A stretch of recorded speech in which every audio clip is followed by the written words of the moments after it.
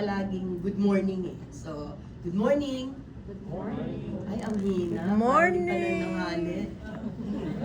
Good morning. Good morning. Okay. Alalahanin nyo, sa room na to, ako lang ang may karapatang manghina dahil yung edad ko.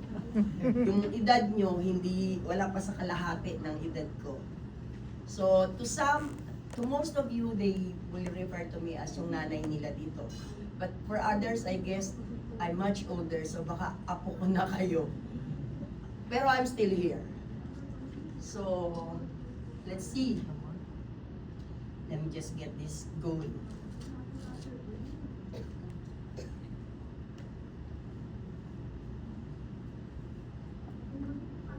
Ito po yung assigned topic.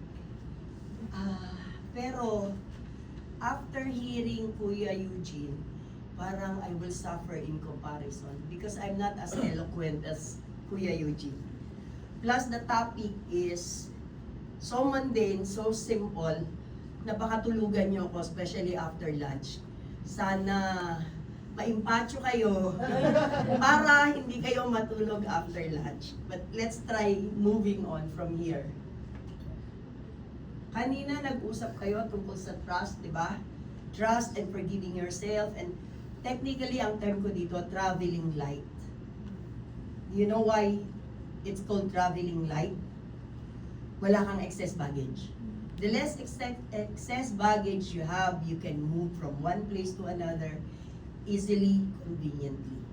So yung mga doors na pinagpe-pray over natin kanina, let's park them and get rid of those that will only drag you down. Those are your anchors. So, trust is the foundation. Doon tayo nagsisimula.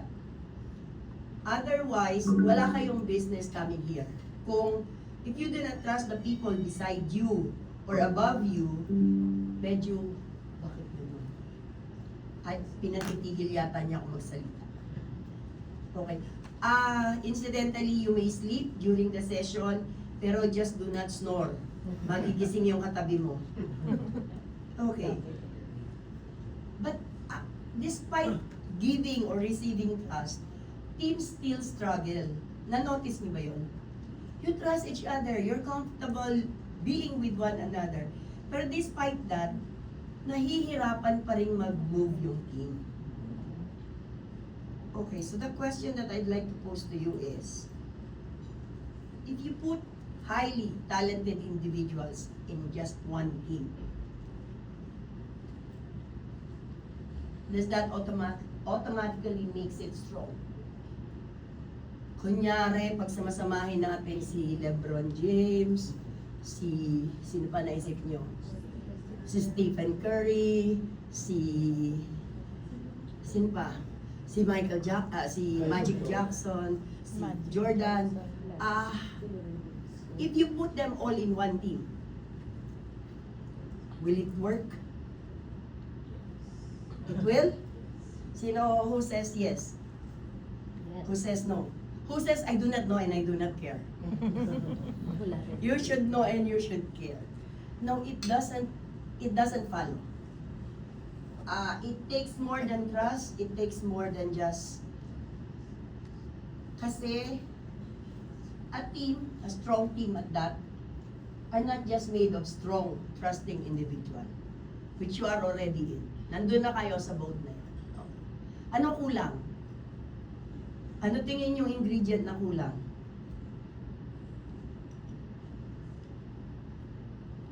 Strong, trusting, and aligned. Kung ikaw ay papuntang, I often use this statement, kung ikaw ay papuntang Dagupan City, sumakay ka sa bus na papuntang Santa Cruz, Laguna, makakarating ka ba? Aawayin mo ang driver. Papa-U-turn mo kasi hindi doon ang punta mo. And every time may commotion sa loob ng bus, hindi makakarating ang bus sa pupuntahan. So what am I saying? You need to be aligned. You need to check yourself whether you're in the right bus, going the right direction. Otherwise, mag-aaway lang kayo. MMI. Kung ikaw ay papunta ng Los Baños, pumara ka ng bus papuntang Santa Cruz, Laguna. Makakarating ka? Hindi nyo alam ang geography nyo, ha? Ang daan po ng Santa Cruz, Laguna ay walang iba kundi ang highway papuntang Los Baños. So why am I saying this? You should be in the right place and the right company and going towards the right direction. Kasi kung hindi, you're in the wrong bus, you're in the wrong driver. Are we clear about this? Now, ibig sabihin lang po niya, let's put it in the organization's track. Kung ang kumpanya mo, yung mission at vision, clear tayo dito, yung mission at vision ng kumpanya mo, you can identify with and say, if I accomplish that, yung masarili kong mission at vision, and I'm sure you all have your own personal mission and vision. Kung sumakay ka dun sa korporasyon na yon and say, if this company will achieve whatever they plan to achieve, in the process, I will also achieve what I want to achieve for myself, you're in the right company. So, ganun po yun, ha? Siguraduhin nyo muna na you can live and abide by the things that this organization is aspiring for, is looking forward for, and in the process, achieve your own standard. Otherwise, you need to do some checking. Mukhang you're in the wrong company. And I'm sure you have all experienced na at one time or another, naramdaman nyo ang hirap ng trabaho, pero di bale, we're doing this for this eh. Di bale, pagbalik ko naman sa office, okay na yung company na kasama ko eh. So far so good tayo. It's not just a matter of being with the right, a strong and trusting team, it has to be aligned. So going back to this to these things, the foundation is trust, but you have to add to it clarity, alignment, and accountability. Ito na yung brass tacks of working in the office. Kasi hindi naman chami-chami yan palagi. Ngayon nagkakasundo kayo, bukas mag-aaway na kayo. Ngayon nagkakasundo kayo, bukas meron na kayong pinagpuproblemahan, lalabas na ang mga sungay nyo at mag-iinkwentro na kayo sa office. Totoo? Kapag ang interes mo napuproblemahan na ng interes ng iba, may problema na tayo. So we'll try to hurdle cross that hurdle. Eto na experience nyo. Pagod lahat. Lahat gustong mag-achieve at lahat nagko-contribute. Pero yung result, hindi connected. Yung dot is not connecting. Na, sino sa inyo naka-experience na nito? Here or somewhere else? Ramdam, no? Ang dami mo nang kinontribute, ang dami mo nang effort na nilagay, pero hindi pa rin nagko-connect yung dot. And mind you, you only can connect the dot after the fact. Yung, kaya pala, that is actually connecting the dot. And you can only say that after you have appreciate everything and after you have seen the entire picture. Habang nandun ka sa picture at ginagawa mo yung picture, hindi mo maiko-connect ang dot. Kailan magiging team ang team? Ano yung isang tanong lang na makakasagot kung kailan nagiging team ang team? Otherwise, you're just a group of people.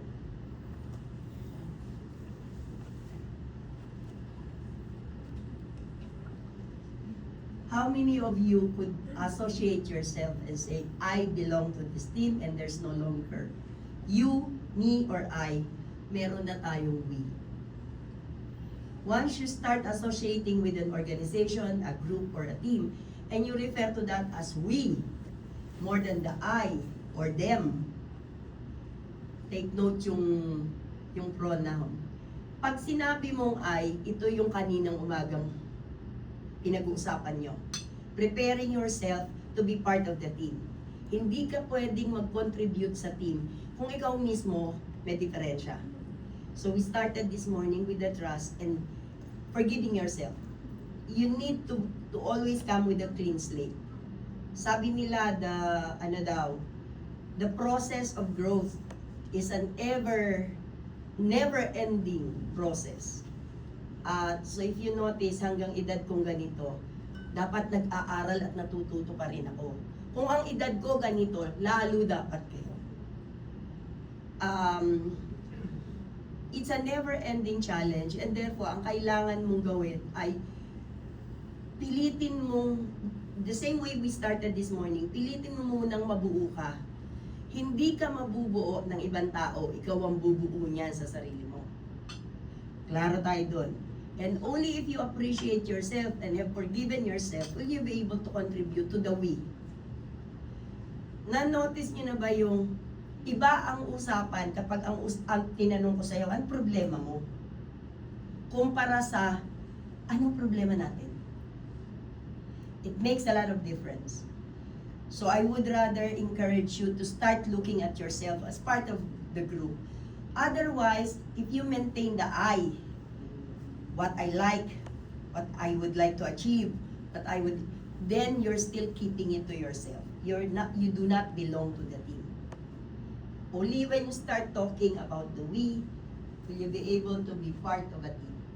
Sabi nila yung sakit ng kalingkingan, natatandaan, alam niyo po ba yung sa Lawi-Kain na yun? O nakalimutan na ng Pilipino yun? Sakit ng kalingkingan, Sakit ng buong katawan. sakit ng buong katawan. So it doesn't matter where the pain is coming from. Sige, wag kalingkingan. Yun daw sakit ng ngipin. Inibanan. Ngipin lang yun, isa lang yun. Hindi ka makakatrabaho. Hindi nyo kasi, ano ba ang kalingkingan?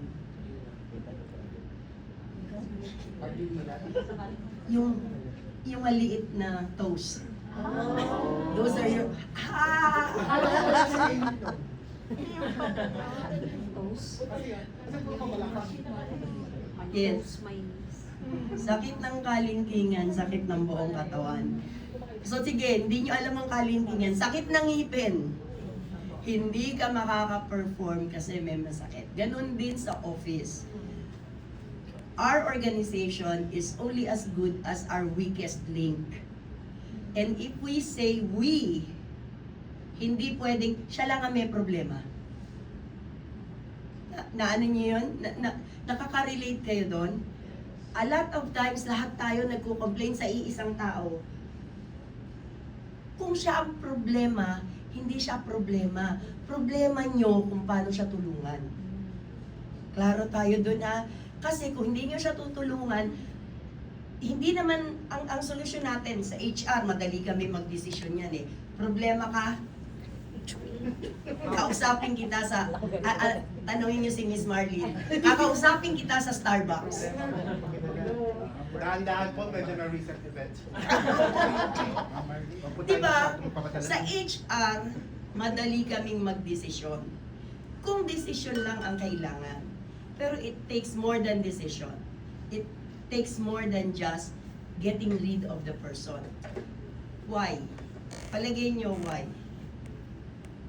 To begin with, ang unang nagkaroon ng trust sa inyo ay HR. Have you ever thought of that?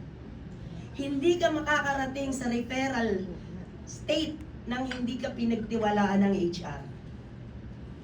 So the last thing that we would like to do is terminate people because it is parang sampal sa HR yan. Mali ang ginawa mo, mali ang recommendation mo. That's HR. That's HR perspective. But if worst comes to worst, kung wala kakausap at magdeterminate, trabaho namin yan. We're paid to do that. So nagkakaintindihan tayo. We all would like to work and grow together. So hindi ito a question of ayaw ko lang sa'yo. So when somebody is not doing well, when somebody is weak in the sense that if you compare with everybody, siya na yung weakest link, yun ang measure ng organization. Your organization will only be measured to that point kasi siya yung weakest link. So ang ano natin, ang commitment natin is really to make sure everybody is with you. We're all in this together. Sino-sino yung mga may asawa? Marami pang wala.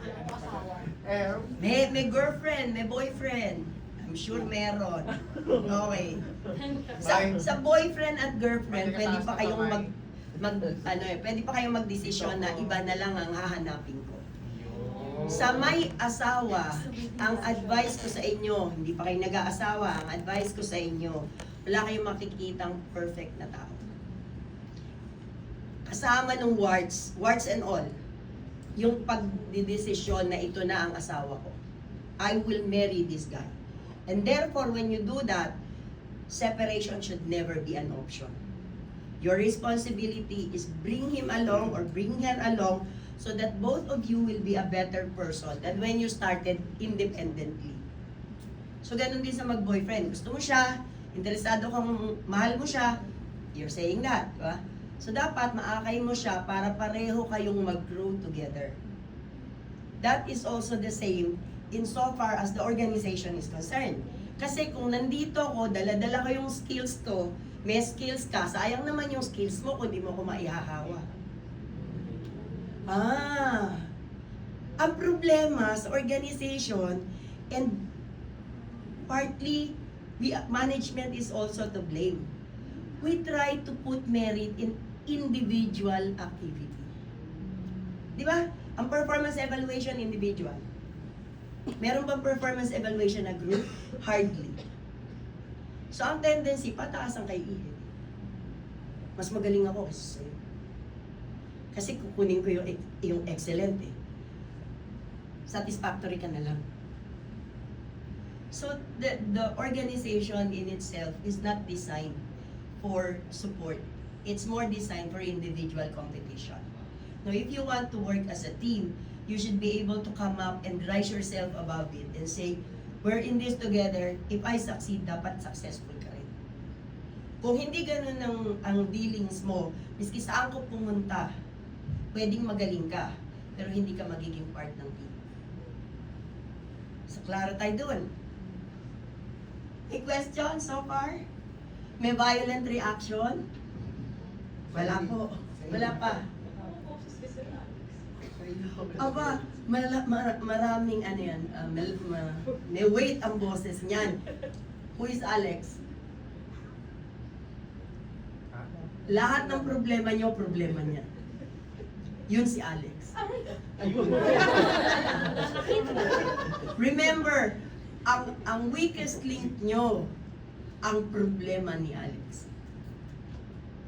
You may all be average and there's one or two na medyo nahihirapan, problema ni Alex. Pag merong hindi pumasok na tama, problema ni Alex.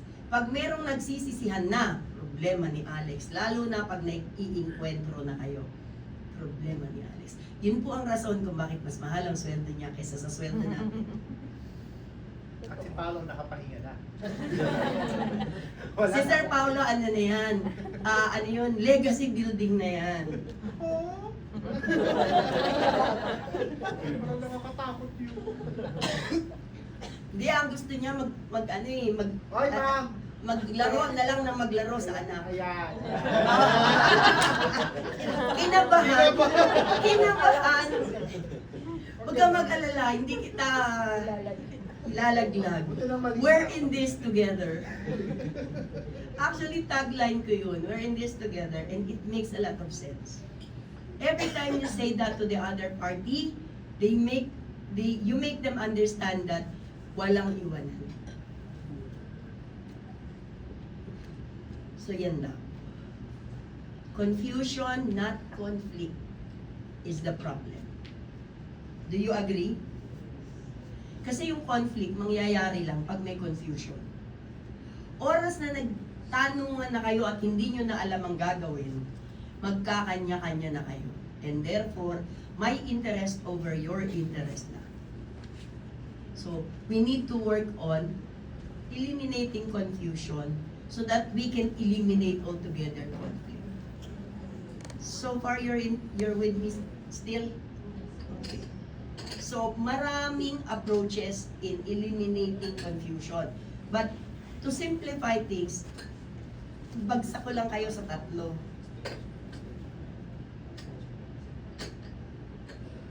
dapat malinaw daw ang expectations. Tama o mali? What is expectation?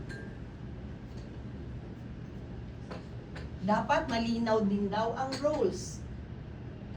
And more importantly, success measure. Doon sa success measure, kulang na kulang ang Pilipino. Pwede kasing nagkakaintindihan tayo sa expectation, malinaw ang role natin, pero paano natin i-measure kung successful ang ginawa natin o hindi, wala tayong pinag-usapan. Therefore, I may say successful tayo and you will still classify us, hindi tayo successful. Kasi hindi pareho yung measure natin. So far, so good. Okay. So pagkausap mo ang boss mo, nagklaro kayo ng expectation, malinaw ang role, ako subordinate, ikaw ang boss, pero pagdating doon sa measure ng success, ibang mine-measure ng boss ko, iba ang sinasabi kong success measure ko. So hindi kayo magkikita, below average pa rin ang performance mo. Sa'yo, superior na nga, ito na pinakamagaling kong effort.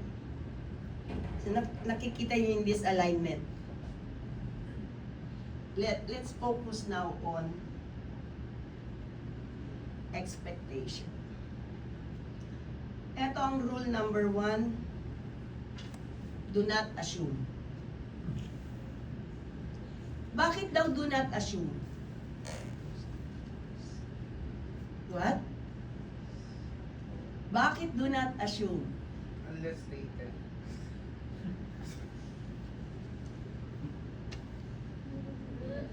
Assume is making an ass of you and me. Never assume. Every time I see the word assume, I think of an ass of you and me. France. And effectively, magkakagulo talaga kayo kasi assumption is not the reality. Napakasimple ng ng sagot dito.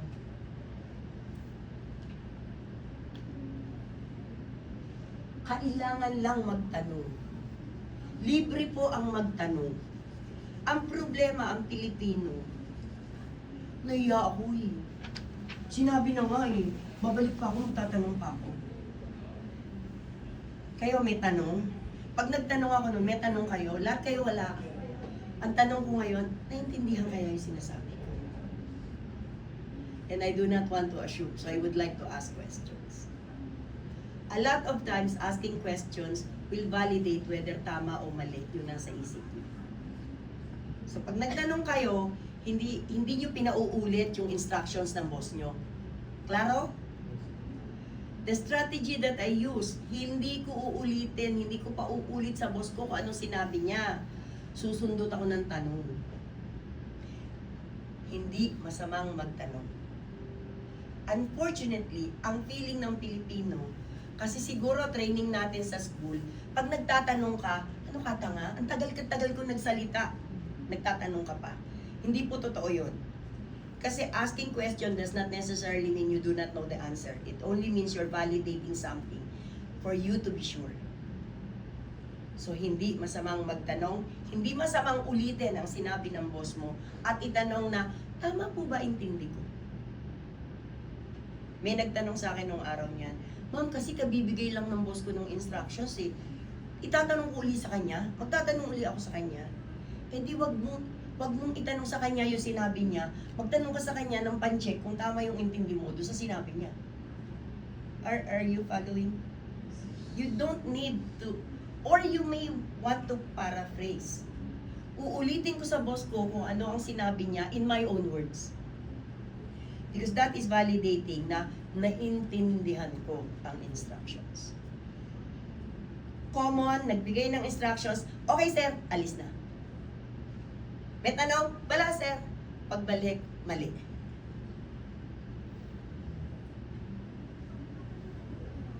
Now, the underlying, which I haven't, kahapon, yung mga umupo dun sa session, sa short session namin kahapon, we spoke about this.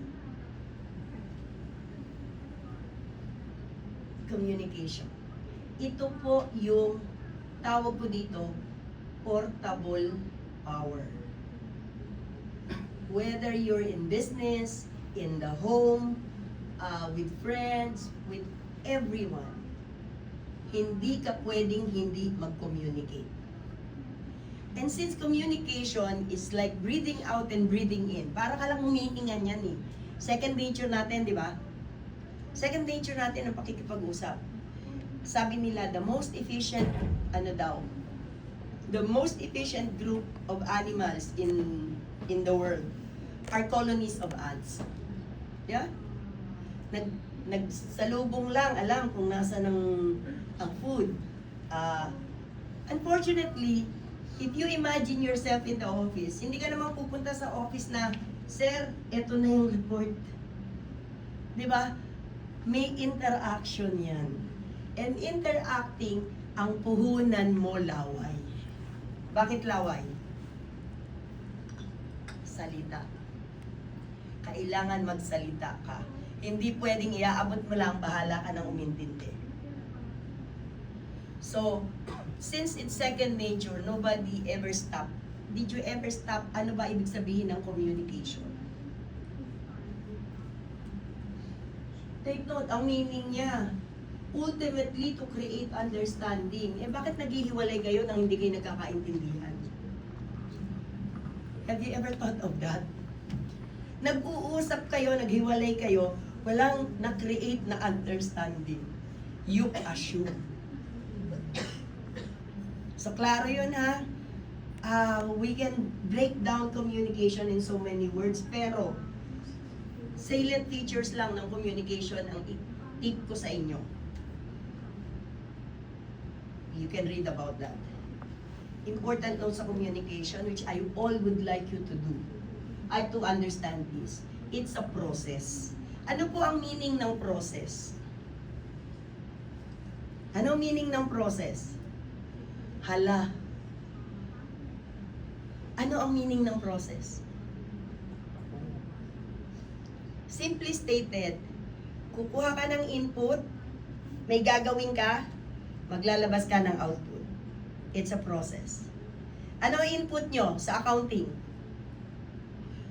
Mga resibo, di ba? Yun ang input nyo. Okay. Ano ginawa mo? Nag-post, nag-analyze, naglibro. Ano output nyo? Report, financial statement, di ba? Analysis, nung ano nangyari. That's a process. Communication, just like any other process, you're taking in input, you're processing the input, so that you can come up with an output. Ginagawa natin, dinadaanan natin, pero hindi nagre-register sa atin. Kasi nga, second nature. Kasama ng paghinga. Part ng life.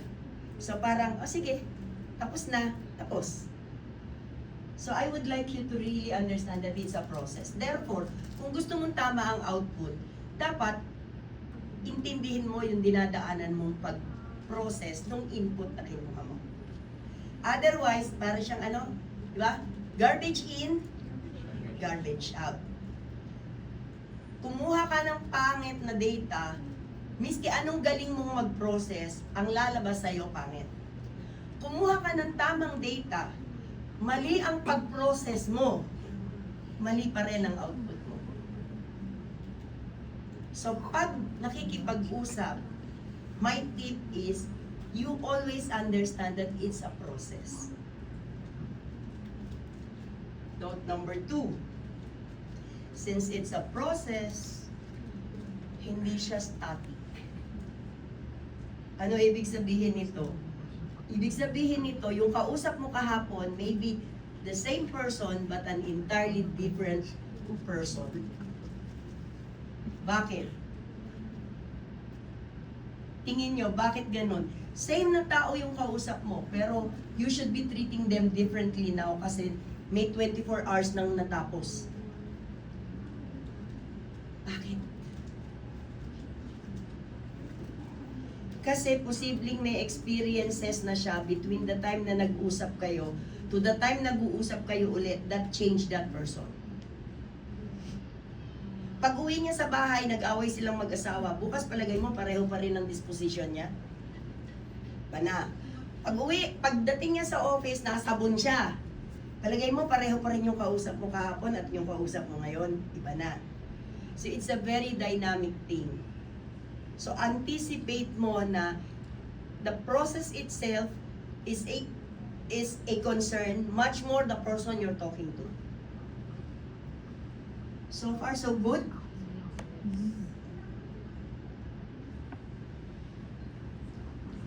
Ito hindi nyo nararamdaman kasi nga tuloy-tuloy lang ginagawa natin. Every time you communicate, kumukuha ka ng information, in short, ini-encode mo sa utak mo. Pagkatapos, ipoprocess mo. Pagkatapos, i-decode mo. Is that very technical for you? Hindi naman siguro, no? Lahat ng information na nasasagap mo, pinoprocess mo. Therefore, i-encode mo muna siya bago mo i-decode para meron kang mabuong idea sa loob ng isip mo. And last but not least is communication connection with other people. Since it's a way of connecting, we should be able to make sure na yung puhunan nating laway ay pakinabangan natin ng matagal at matino. Wala ka ng ano dyan, wala ka ng ibang puhunan dyan, laway lang talaga yan. Are you still with me? O inaantok na kayo? Miski po hindi ito lamay, libre ang kape. Pwede kayong magkape. Kasi yung oras siesta, tapos ako pinag-handle niya, di lahat inaantok. Hindi ko alam kung tutulay ako sa alambre, nangalot ako ng bako, para magising kayo. Hindi po mag-volunteer. Ano sa inyo ba rin? Ay naku, nag-volunteer po talaga. Pero totoo to. Ako, I've always considered this as a portable power. Anywhere you go, kasi bakit ka ba nagko-communicate? To create understanding, practically to influence other people. Kung hindi ka successful dito, may problema ka. Tapos libre naman yung ginagamit mo, wala ka namang binabayarang maintenance, wala ka namang ginagamit, hindi ka naman nagbayad hindi mo naman binili yung system na ginagamit mo, libre ito. Laway lang ang katapat. So make use of this. Now, to be more exact, I'll tell you what is happening in communication. We've been talking about this yesterday, so I would like to illustrate it further. Kilala niyo si SpongeBob? Yes. Sino ang palaging kausap niya? Who is not so bright. Among the stars, Patrick Star is not the brightest. Di ba? Okay. Makulit si SpongeBob. May idea siya. Babato niya ngayon kay Patrick. Okay. Binato niya to. Eto na-receive ni Patrick. SpongeBob. Okay. Tignan mo kung gaano kalungkot si SpongeBob. Oh, si Ali. Ay, hindi yan ang sinabi ko. Diba? How many of you does this? Kapag hindi nakaikot yan, may breakdown ng communication mo. Kapag hanggang dyan lang yan, hindi kumpleto ang loop ng communication mo. So, kailangan malinaw yung balik. Kasi yung balik, yung feedback, yun ang magsasabi sa'yo kung yung ibinato ko bang ideya, yun ang nakuha mo. Makulit si SpongeBob ulit tayo. Bobo talaga si Patrick. Tapa rin. Ano ba yun? Nasasaktan. Yay! What am I saying? Unless you're convinced na yung ibinato mong ideya, yun na ang nahawakan ng kausap mo. You should be patient enough to go through it, miski na several times. Now, a lot of Filipinos would leave the feedback machinery. Kaya nga importante yung feedback. When you get the feedback, if you notice, ang dynamics ng communication, ang simple. Magbabato ka lang ng idea, tatanggapin lang niya, titignan mo kung yun ang natanggap.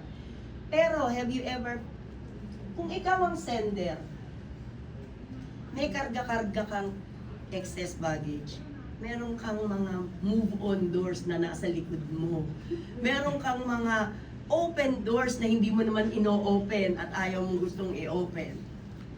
Palagay mo, maaapektuhan nun yung pagbabato mo ng ideya? Yes. Let's put you in the shoes of Patrick. Okay yung nagbato eh. Ang problema, ganyan ka din isang araw eh. Hindi mo din naman inintindi yung sinabi mo sa akin eh. So both ways, may problema. Whether you're in the sender or the receiver, you always make, sabi nila, be kind. Every person you meet is fighting a difficult battle. That is a marching order for everyone. Hindi mo alam kung anong dinadaanan ng kausap mo. And therefore, aalalayan mo. If your intention is to communicate. Clear tayo doon? Okay. Problema ang sender, problema ang receiver. Eh yung medium, yung channel, may problema din ba doon? Magkakaiba ba kung ang kausap mo ay email? Email na ha? Okay. Ano na yun? May dokumento na, may papel na. Nag-set ng meeting galing sa Oslo. Nag-set ng meeting sa Pilipinas. Umuo ka. Okay. Send back email. Okay. Nag-aantay ka. Walang nangyaring meeting. Di kayo nag-usap kung anong oras, Oslo ba o Philippines?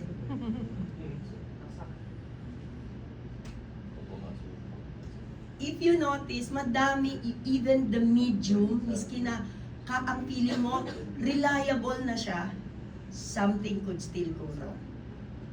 So never assume. Put everything. And if you can document better. Sa idea, may problema ba? Napakarami po. Ideas could be concrete or abstract. Ano concrete? Anong concrete idea?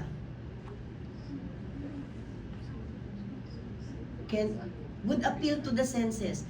Could be seen, could be touched, could be smelled. Those are concrete things. Pag sinabi kong pencil, there's no other pencil but this pencil. Diba? Malinaw yan. Eh dito lang may problema na kayo eh. Ang iniisip kong pencil, ganito kahaba. Ang iniisip mong pencil, pudpud na. Kaiba pa rin ang iniisip natin pencil. Concrete yan. What more for abstract things? Ano abstract? Sample. Ano? Ano abstract? Pag sinabi ko sa inyong, you should be loyal to the company. Nahahawakan ba yung loyalty? Nakikita niyo ba yung loyalty?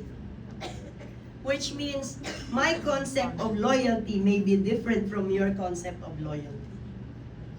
So, problema na naman tayo niyan. Pag ako sinabihan mo, and I'm sure most of you would fall into this principle. Pag ako sinabihan mo ng, ang bait ng tatay ko, I would readily accept that. Kasi I came from the background na walang babae tatay ko. Umuwi ng maaga tatay ko. Halos walang bisyo tatay ko. Isipin mo na sabihin mo yung ang bait ng tatay ko sa street child, nakakalat-kalat sa corner ng street. Will you be thinking of the same tatay? Yung concept of tatay, concrete na yan ha. Tatay is a very concrete thing. Iba pa rin. So when you throw an idea, when you throw something to the other person, do not assume that you're very clear about talking of the same thing. idea might be a problem, people might be a problem, particularly ito. Sino tiga Laguna? Sino tiga Laguna? Laguna. Wala na? My Tagalog is Tagalog North. My roots are from Bulacan. So, the language is Tagalog. Okay. Sabi nila, ang Pilipinas daw has more than 100 languages. Totoo yun. Kasi ang Ilocano, Bisaya, Kapampangan are languages. They're not dialects. Okay. Within the Tagalog language, may Tagalog North at Tagalog South. Laguna, Quezon, that's Tagalog South. Pag sinabi, Bulacan ako. Pag sinabi sa akin, may anak akong, kunyari, 3 years old. Sinabi ng kapitbahay ko na tiga Laguna, ay naku presi, yung anak mo na naman, nandito na naman, naglalandi na naman. Gagawin nyo. Magagalit ka. Ako manggagalaiti ako, 3 taon yung anak ko. Naglalandi, ano ba yan, di ba? Pero sa Tagalog, Laguna, anong ibig sabihin ng landi?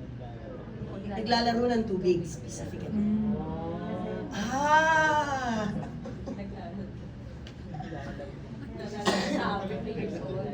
Di ba? Makakasampal ka ng tao nun. Kasi 3 years old yung anak ko naglalandi. Naglalaro ng tubig, specifically. So if you notice, yung Tagalog na natin may problema. Englishin mo pa. Pag sinabi ko sa'yo, this is a fast horse in the race. Ano ibig ko sabihin? Mabilis na kabayo. And this is a fast color. Yes. Fast color. What's a fast color? Mabilis na kulay. A fast color is a color that doesn't fade. Ano ang nagpe-fade na color?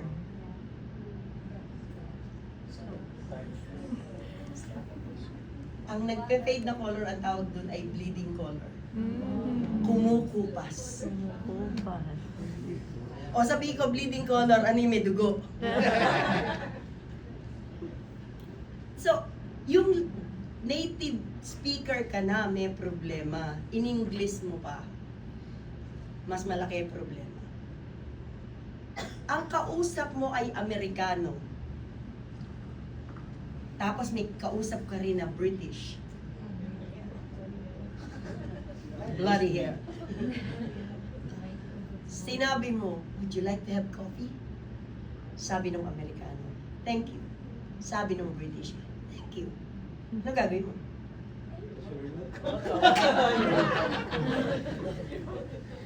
Sa Amerikano, pag sinabi nag-offer ka at sinabing thank you, ang ibig sabihin nun, yes, thank you, please fix me a cup of coffee. Sa British, no thank you, don't do anything. Same word, different meaning. All because of culture. May difference ang culture. So you need to understand sino kinakausap mo kasi baka mamaya normal ang salita mo, iba na ang dating sa kausap mo. Pag sinabi ko sa iyo, describe to me a secretary. Describe a secretary.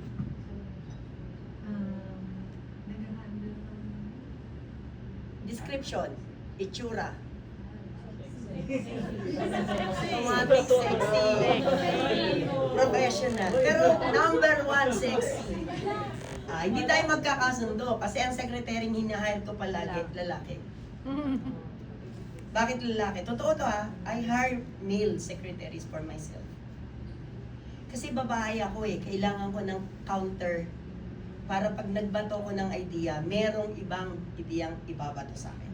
Kasi pag babae ang kasama ko, puro babae na lang ang naiisip namin. Usapang babae. Pag sinabi ko na police, describe to me a police. Matulis. Malaki ang tiyan. Common yan. Hindi tayo magkakaintindihan kasi ang pulis ko, babaeng slim. Kasi pag pumunta ako sa police department, ang hinahanap ko yung women's desk para sa VAUSI. Violence Against Women and Children. So, be careful kasi miski concrete ang word na ginagamit natin, pwedeng maging cause ng misunderstanding. So far, so good. Not to mention the interference. Kultura lang, natatawa ko. Paano magbilang ang Amerikano? 1, 2, 3, 4, 5. Using the finger. Amerikano? Hindi, ganun ang Amerikano. 1. You're number 1. 1, 2, 3, 4, 5. European. Thumb. 1, 2, 3, 4, 5. Pilipino. Hindi kaya dalawang kamay. Isa, dalawa. Di ba? At tayo lang ang nagsisimula sa maliit. Anyway, what am I saying? Ang tingin natin ang dali-dali. Ang tingin natin lesser ang chance na magkaroon ng miscommunication, pero normal occurrence ang miscommunication. Hindi mo maiiwasan dahil sa dynamics nito. Ilang elements lang yan? Idea, sender, receiver, channel, feedback.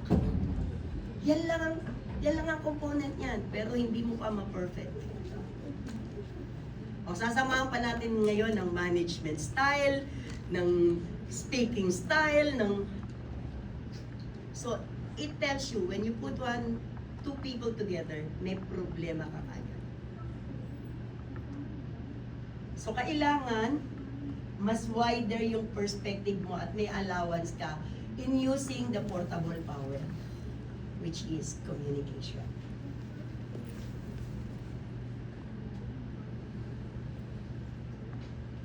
In communicating, ito yung